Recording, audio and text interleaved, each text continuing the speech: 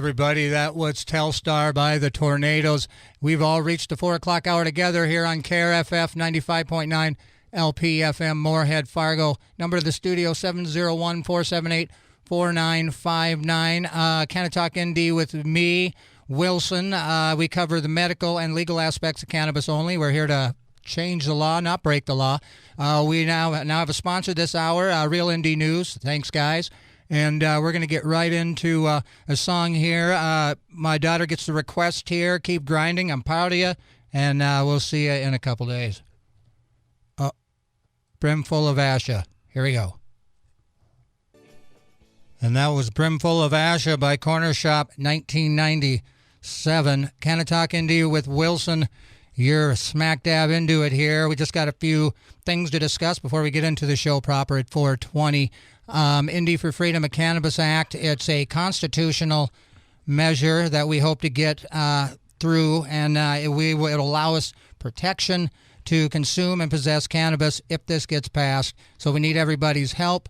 My petition locator on ndforfreedom.com will tell you where in your area you can go. And if there is nobody in your area, maybe you become that person. And, teamwork makes the dream work, they say. And this is no different. 21 plus to possess and consume. Home grow up to 12 plants. Private to possess and consume. All cannabis businesses require licensing. And if you're in the Fargo-Moorhead area, you got Tochi Products, which ironically is where we have our meeting directly after this. From 5 to 6, we're going to stream the show. It's going to be kind of we kind of want you to watch and hear us while we do it, just so we're all on the same page. We're going to talk about upcoming events and things that you can, get with us on. So directly after this, Tochi Products, 5 to 6 o'clock, we're going to stream that video up so you can kind of watch us watching you. And Addictions, 46 and 2, Smokey's House of Pipes, Mellow Mood, Orange Records, and Bee's Nest is places in the area currently holding the petition that you can go and sign. And again, we're getting close. July 6th, we need 26,000+. And we're going to get into that with our call-in guest. Jody Lynn Vetter is our chairperson and fellow sponsor. So she's going to call in here around 4:20. We're going to find out what's going on in the western part of the state. We'll get kind of get the number a little more clear so we, we know what we're up against. And we Indy for Freedom of Cannabis Act, constitutional measure. Let's see what else we got going on. The meeting, and then what else, Lisa? We got anything? Tomorrow, the Aquarium, 9 o'clock. Great show coming your way. This is through KRFF, Radio Free Fargo. And appearing there will be Green Altar and Witchton with El Supremo and Demi Fiend. Some great music, and I will be there collecting signatures for ND for Freedom of Cannabis Act. So please stop by and say hi, get some free swag, and please sign it. And speaking of the Aquarium, we also got a show here Sunday, February 23rd. It's called Termination Dust plus Double Grave. Anchorage, Alaska, Dream Pop Trio, and Minneapolis grungy shoegaze punk 3-piece with Disappear Forever and Shrug. Doors at 8 o'clock, and they support local radio, so you should support them because local radio is awesome. And speaking of awesome, isn't it crazy? St. Paddy's Day, their color's green. And it's perfect we're for us. Absolutely. So I think this is something we can easily get other people to help us. The parade's kind of just like a walk along. You don't even, you could show up halfway through and join us. But we definitely need help, don't we, Lisa? We do. We need people to pass out candy, collect signatures, and walk in the parade, hold the banner. Whatever you can do, please contact us. We really need a lot of people to represent for North Dakota Cannabis Caucus and get some signatures because that's what it's all about. We need to get legal cannabis on the ballot in North Dakota. Right, and we need to be, we got to be, I'm sick of being behind in North Dakota. We need to set the curve on this one. Everybody knows it's not a bad thing, so let's help us prove it. And we're doing a good job at that. I think next week, Friday, we'll be at the mall, right? Yes, 12 to 7. We'll be there. We'll have all kind of free swag. We will have lots of information for you and packets for you to collect signatures on your own, and you can sign the measure. Come on out, 12 to 7, Friday. Okay, well, I think we've got ourselves up to a double shot of music. We got some paperwork we got to do. We got to get Jody Lynn Vetter on the phone here so we can talk to her, because you can't talk to her unless she's on the phone, I heard. So first up here is Good Times, New Lone Bellows. And that was Good Times by the Lone Bellow, and new music from Thundercat as well. And we've brought ourselves up to nigh shy on 420. So I'm going to go ahead and play the intro song here, and then we'll see you guys on the other side. Here it is, 420. Canna-Talk ND with Wilson. Hey everybody, Lisa here. I just want to remind you all to please subscribe to our YouTube, Canna-Talk ND. You can catch a shortened version of every show that we do here on KRFF Radio Free Fargo, as well as catch some other content like a live stream Canna Heads. So thanks everybody. Okay, well, we got Jody Lynn Vetter on here, I think. Can you hear me? Yes, I can. Well, beautiful. Thanks for being on the show here. I'll just mention she's the chairperson and a fellow sponsor of ND for Freedom of Cannabis Act, which is it's exciting. It's exciting, isn't it? It's very exciting. So what's going on in Bismarck then? Just getting signatures, plugging away. Yeah, I hear you. So I mean, and it's funny because we're getting kind of down to the wire. Isn't that kind of scary and exciting? Yeah, you said it's scary and exciting. Yeah, I noticed. I think we're going to do it. Well, listen, Jody, we have to do it. Yeah, I'm just kidding you. The right way. Absolutely. So let's talk about the Bismarck Tribune. When I noticed you were on there like last week, was that a front page thing? Did we get the front page? Because I do everything online. I wasn't sure. Yeah, I don't know. I do everything online too, so I don't actually get the paper. You didn't even pick up the paper that you appeared in. No, no, I didn't. Well, that's funny. Yeah, because I noticed it, and it was kind of funny because I read it, and it was a great article for a bunch of reasons. But I couldn't help notice the 18,000, and I don't know if Lisa and I's head it wasn't as optimistic or whatever. But is that the number, Jody? That's what, as best as I can figure, with all the people that I know that are holding all the petitions and how many they have, is between 17 to 18,000. Okay. Okay. So people that are holding all the notarized ones, right? That's the count. So That is great. We're on our way. We can do this. We can do this. Man, because, I would say we're down to less than 10,000, to cover the spread. Yep. So for fun, we could say 9,000, it's just hard for me to even picture that. And we here in Fargo, we've just been grinding so hard about you guys are rocking in Fargo.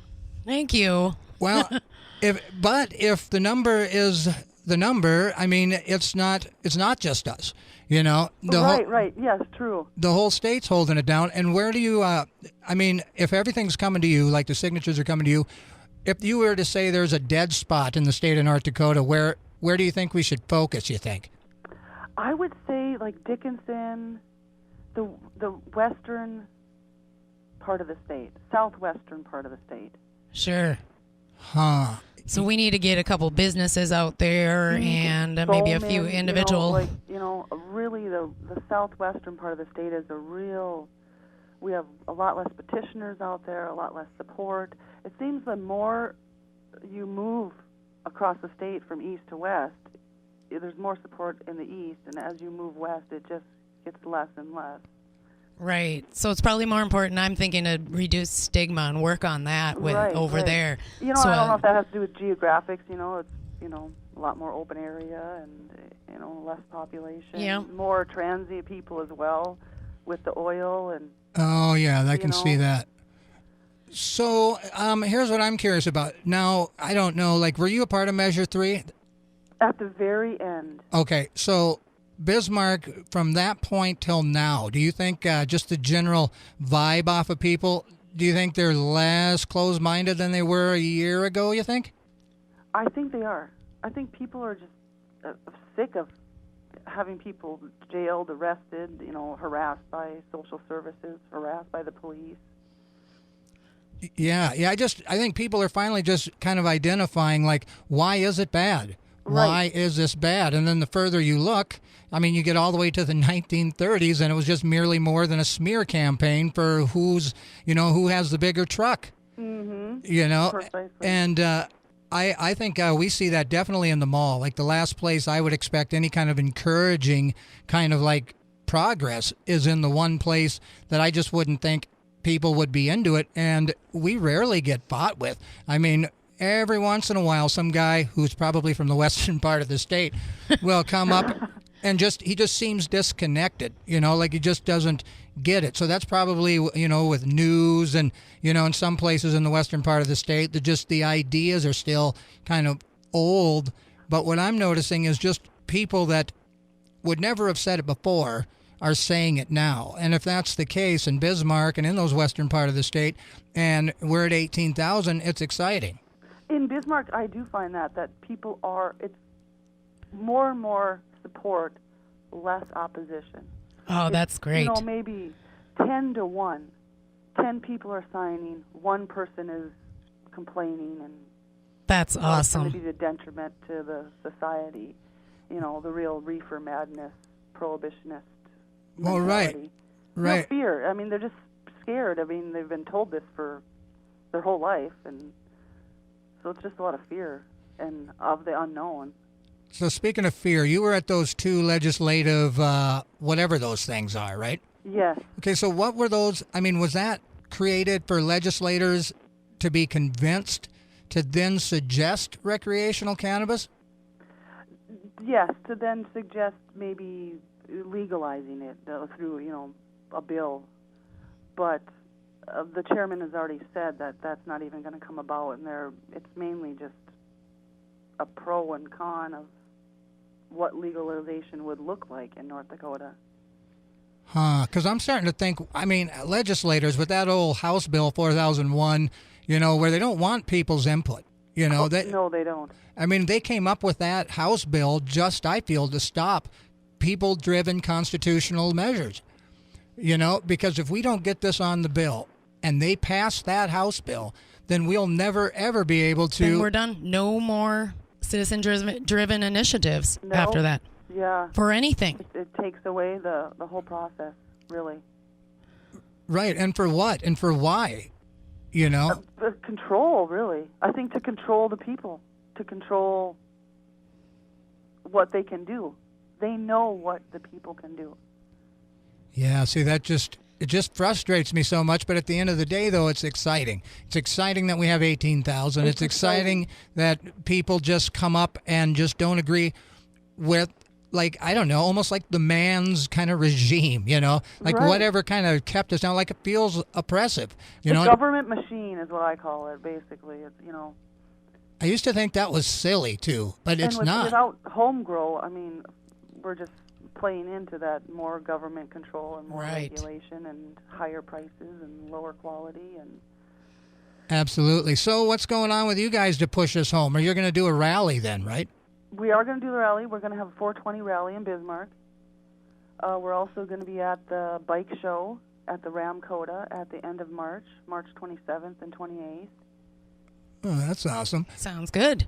We're going to be at a bike show in Jamestown as well. I think that's March 7th and 8th. Well, I know 6th and 7th. Well, I know anybody in the state of North Dakota with the sound of my voice wants to put on a green shirt and come to Fargo March 14th. We've got the St. Patrick's Day party, and it's a parade. We're in it. 90% of the people probably aren't going to be able to tie their own shoes. So, You're welcome to join us. We'd love to have you. Absolutely. Sounds like a party. Yes. Yeah. Well, that's the thing. Once the weather starts to get nice, this kind of whole wintry thing, I think that was another thing that kind of had me like negative thinking. Like, there's no way we could have as many as, we say, because ain't nobody been outside. But then we do have businesses, we have a lot of petitions sitting out in the community, so it's across the state, really, which is awesome. Because, that was another thing I noticed in the article. You said, like, there was 100 petitioners? Yes. So that's just somebody that's out in North Dakota with a petition? Yep. If someone out, with a petition. There are, we have the petition locator. There are some people that chose not to be on the petition locator for various personal reasons. Sure. That's certainly fine. And so. Well, man, 100. That sounds like a lot. Like it's like an army in my head. Like everybody's upwards of 50 businesses. Wow. That's good. That's what we need. And we're gaining more every day. See, and that is awesome. And I think that does play into like this being a group effort because we only have 6 businesses in Fargo. So I'm not great at math, but it seems like there's like 40 or so more, dispersed in the state, and that's exciting. I think that's really neat, and I just like in my head, I'm having a hard time. I want it so bad that I get a little nervous because I want people almost a little scared that it's not going to work. Like I need people like, I don't know, as freaked out as I am about how quick July is going to come. And that brings me to this thing, the Minot State Fair. Are we going to be able to hit that again this year? We are not, because the deadline is July 6th, and the State Fair is at the end of July. Oh. The 19th. Well, that stinks. 27th. Huh. I wonder if there's anything else that's going on. We can't hit that, but no. We're trying to hit as many events that actually, let us inside right now. Absolutely. Being cold as we can. But yeah, and I encourage everybody to do that. All you got to do is ask. Yeah, absolutely. And more often than not, you're more than welcome to be in a place. Yeah, no, I just, because I remember with Measure 3, I did live in a county that passed it, we got 52%. But even then, I kind of noticed, like, the kind of people that would tell me they're for it. And then now when I'm in the mall, it's the same people, but it's a casual thing. They're not looking around anymore. They're like, we're into it. My kid's into it. We're all just anxious to get this thing done. Instead of like, I'm part of the bad group, like we all want to be bad guys, and that's just not happening anymore. There's like this thought that it can help us, help our state, help be a better kind of infrastructure. Right. It's getting more normalized, I think, which is good, because it takes a real army to combat the stigma that has been driven in our brains for the last 80 years. Right, and it's just so silly that there is these people that believe that somehow cannabis can trick you into worshiping the devil. Oh, yeah. Because it's like anybody that's ever been around and been to legal states and whatever experience they have with cannabis in a legal aspect, of course, I mean, it's hard for them to kind of even grasp that. Like, how does Satan worship come from a relaxing kind of thing that, say, alcohol wouldn't do? You know? Yeah, how does a Satan worshiper come from cannabis is a neuroprotectant. So I don't see how Satanism is going to arise from you consuming a neuroprotectant. Right. They just wanted to scare everybody. I swear, they acted like they were doing a good thing by having a legislative study, but really it was a place to showcase some propaganda against cannabis. And yes, give the foresight a time to talk about it, but also they got to have somebody come out there and say some crazy nonsense in these official legal buildings and rooms, and you have somebody spouting nonsense like that. And it is stacked, totally stacked. There's 5 prohibitionists to 1 supporter of legalizing cannabis. Yep, time to replace the legislators. So even their testimony is one-sided. Well, see, I can almost picture them sitting there in that half circle. They got their arms kind of crossed, and they're like, I already know this is, I'm not going to follow this, so go ahead and spout your weirdness, and we're not going to listen anyway. Is that kind of what you're thinking? Yeah, they're, on their phones, on their computers, eating their snacks. Oh, jeez. So that's going out to the bathroom or whatnot, Yeah. See, and that's just so crazy to me, because last week we had Chris Howell on, as you know, a PTSD vet, and this guy's he's doing more for the state of North Dakota than those stupid paid legislators that we put into office to help us. Yep. For sure. And that's what starts to frustrate me. I mean, if we put you in charge to help drive the state into a better, higher quality of life, it seems like it's become like how if they have a job, their quality of life is better. If I'm a representative, I now have lake cabin money. If I'm a legislator now, I can go in the boat club too. I'm supplementing my retirement. It seems like a lot of them are, in there for years. They're now supplementing their retirement and. Right, they're getting settled in, and I think that's what's happening. You become complacent when you're there that long, when you really have nothing to lose. So it's time to clean house. Yep. Well, I'm with you. So you live in Bismarck. That's where everybody, the capital, whatever. So you're saying, like, when you guys are out, there is no kind of weird, like, you don't see reefer madness-y type people in Bismarck. Very rarely. Like I was in the Gateway Mall a couple of weeks ago, and we had one. And what was that person's argument? Like what? That it causes psychosis. It's a gateway drug. Oh. It's bad for your lungs. Yeah, see, and they've just disproven that whole lung thing. It's a bronchodilator. So yeah, if anything, it makes the lungs stronger. I don't know. It's kind of funny that those kind of, and that encourages me, when those kind of, because there's no new lies, I guess. No, it's the same. It's the same old thing. The kids and the gateway drug, and it's going to cause psychosis, and a lot of people aren't believing that stuff anymore. Everybody's and it's just going to drop out of high school, and no one's going to go to college anymore. Yeah, and that's what's always tripped me out, because there's states all over in the U.S. and there's legislative movement everywhere, and how you can hold on to, like you said, an archaic idea. When states have legalized for years now, and none of that has come true. Well, that's what I'm saying. How come we didn't have ex-wardens wardens from other states coming in here? How come there was some fake like an ex-warden was the guy that they had for testimony? It's who they asked to come, who the chairperson asked. Yeah. They knew what he was going to say. Yeah, oh yeah. But it's exciting to be alive. I just wanted to have you on here because, well, first of all, you're in the western part of the state, so we kind of want to just line up and see if we're all on the same page. And, man, July's going to come fast, Jody. It's going to come fast. But we're going to have the signatures. We're going to get on the ballot. We're going to get the vote. That's what I'm talking about. In this state. I love it. We're going to re-legalize cannabis in exactly. this state. 1937. Yeah, it's a long time coming. So signatures. So I guess you guys are thinking the same as we are. It gets nicer out. We're going to be out and about. I've got this little bib thing, so I don't even have to talk. I was telling Lisa I'm going to probably start sleeping in that thing. Because, man, I mean, I'm nervous and I'm a sponsor, so I feel like, well, I believe in it. Plus, I believe, like, some of the responsibility falls on me because I'm a sponsor. For sure. So, I mean, when I go to bed at night, I mean, each day it's nicer later. I'm a little, I'm like, oh, man, I got to get out and get to work. And it's scary because I don't know, it was such a long ways away until now. It's crunch time. All the sponsors feel that way. Like, we need to pound the pavement and just...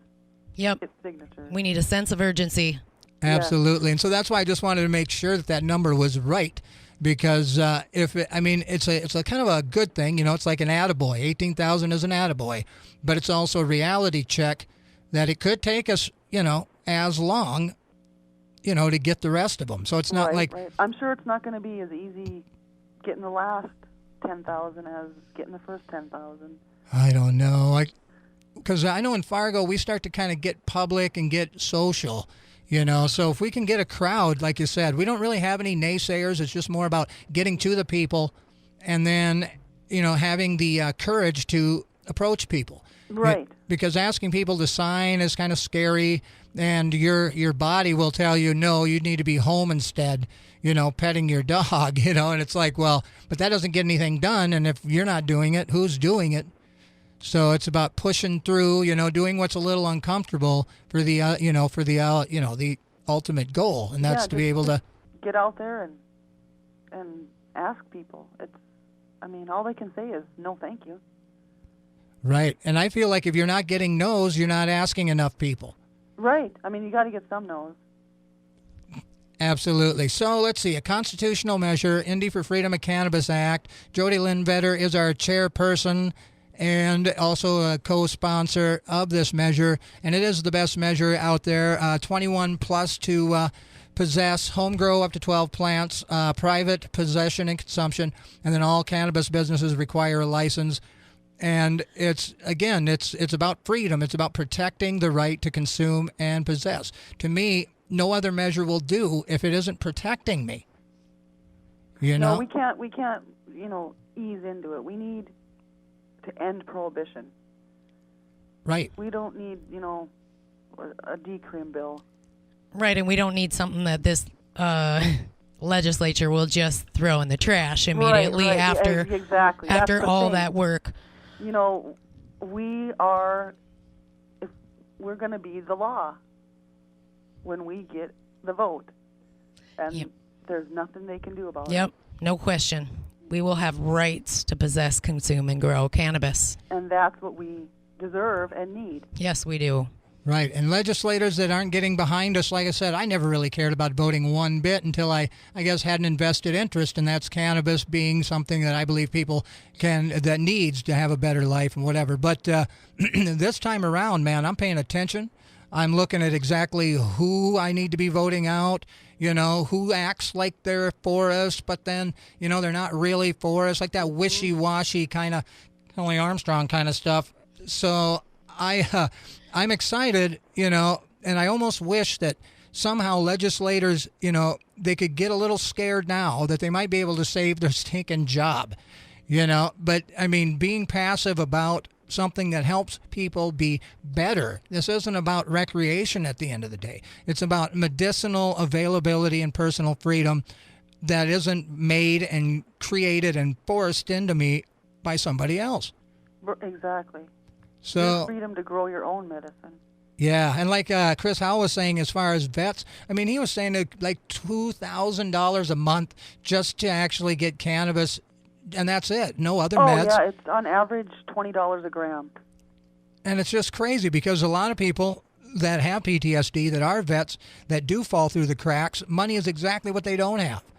They don't have the money, and a lot of times I feel like if they did have the money, they've been able to figure out how to cope.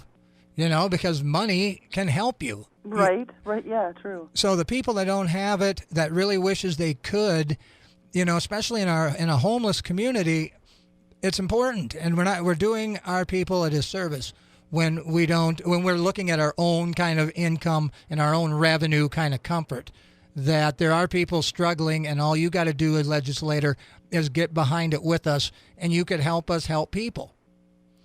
But it doesn't seem like that is the attitude of the legislators in our state right now. No, they'd rather just not put their hand in the cookie jar, basically. They don't really want anything to do with it. It's legal, you got what you wanted, you have a medical program. Yeah, blah, blah, blah. That they destroyed. Yeah, no, they're like, okay, what else do you want? I mean, I don't really think they want to listen to the people on, like the price, the quality. I mean, but you shouldn't have to expect a patient to spend upwards of $2,000 for their medicine. Well, right, because you're forcing them, not forcing them, but you have to have money. You got to almost have a job. And if you've got a job and you've got money, well, I mean, it's a problem, but you can afford the comfort, and if you can't afford it, chances are you don't have a job, but you might even be able to have a job if you could medicate, but instead the only thing you got is alcohol or pharmaceutical meds, and the future's bleak then for them, and trying to convince legislators in North Dakota specifically has kind of becoming kind of ridiculous. Like, to why bother? Like, we don't need to try to convince you guys anymore. We tried with the medical one. You ramped that one up. We tried with Measure 3. You did a decrim spin to talk people out of voting for Measure 3. And where was that decrim bill? It got killed, right? Meanwhile, so to me, spinning one thing, doing another, at the end of the day, I mean, people are selfish, and we got to stop being selfish, so we can help everybody, because then it benefits you in the end. What comes around goes around is real. The karmic kind of like engine delivers you what you put out, so it's exciting. We've gotten to the end of this conversation, Jody Lynn Vetter. Sounds awesome. Yeah. Thanks, Jody. Yeah, so let's see. Well, we'll stay in touch, and then I'm going to be watching for that rally. We'll see what's going on with that. And then it sounds like you got the western part of the state handled, and so we'll keep doing what we do, and you keep kicking ass, guys. Yeah, you guys keep doing what you do. And again, thanks for calling in, and we'll see you later on. Thanks for having me. I appreciate it. Hey, no problem. Okay, well, that was Jody Lynn Vetter, the chairperson and co-founder or co-sponsor of the ND for Freedom of Cannabis Act. This hour of programming on KRFF 95.9 LPFM is being underwritten by Northland Vapor Company. Northland Vapor e-liquids are quality, not costly. They offer many smoking cessation options for all smokers looking to quit. Northland Vapor also offers a variety of CBD products ranging from capsules, tinctures, e-liquids, candies, gummies, flour, as well as CBD coffees and teas. Northland Vapor Company has locations in Moorhead, South Fargo, and Bemidji, or visit them at www.northlandvapor.com. Northland Vapor Company is quality, not costly. Before I head to a music break, is there anything you wanted to say, Lisa? Yes, I just want to remind everybody that we really need volunteers for as little or as much as you can do. And you can go to ndforfreedom.com to do that. And also, if you can't advocate, please donate. Absolutely. And so we're going to take a music break, and then I'll be on the other side here to wrap things up. And we'll see you in a minute. That was that was King Kong by New Pigeons playing ping pong, and then wrapped it up Spinning Wheel, Blood, Sweat, and Tears. Just wanted to mention that we have Witch Den, Green Altar, Friday, February 22nd, Minneapolis Death and Doom, and Sioux Falls Black Sludge with Demi Fiend and El Supremo. Local acts, Radio Free Fargo event, doors at 9. Come on out. We've got a meeting here directly after Tochi from 5 to 6. We'll have a petition, which is ND for Freedom of Cannabis Act. We can give you things to do. You can find out where we're at, and it's just a way to kind of stay up to speed on what's going on when when it comes to advocating. Again, it takes a village, and we really need your help. And I am going to play the new David Allen because I want to.